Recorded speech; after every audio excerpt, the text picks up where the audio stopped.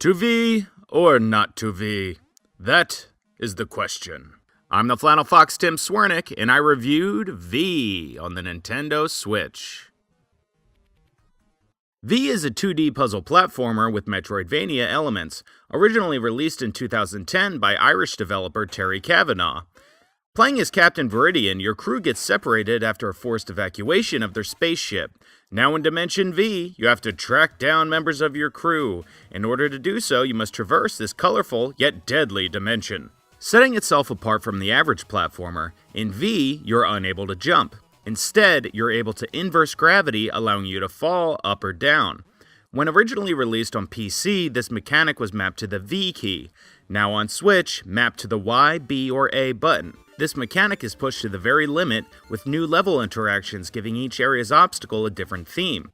One having gravity reversing beams, while another creates mazes that you work your way through, giving each new section fresh and challenging gameplay. Challenging being the key word, as V is incredibly tough. However, there are tons of checkpoints throughout the game, so that when you die, you don't have to go back and replay the same parts, which is one of the worst feelings in a game, when Objective D is very hard, but you have to keep running through A, B, and C just to die again on D.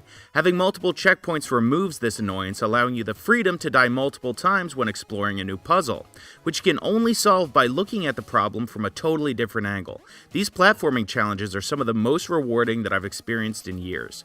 When you go out on a limb trying some crazy stab in the dark, it rewards you wholeheartedly.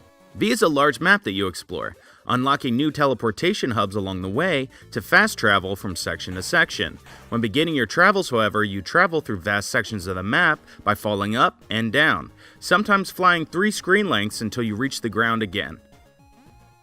Little touches like this along the game hark to an era of gaming long forgotten. V feels like a game that was made in 1987 and found in some old developer's basement, with the graphics feeling like you're playing on an MS-DOS computer. This feeling is only made more poignant with the fantastic retro music. V is one of the best platformers that I've ever played. While initially turned off by the graphics before jumping in, I quickly became a fan.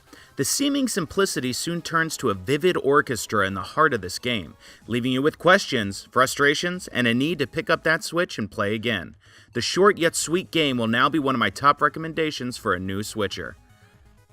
That's why I'm giving V a 9 out of 10. If you enjoyed this video game review, please subscribe to my YouTube channel, like this video, and follow me on Twitter at TheFlannelFox. See you next time, Switchers.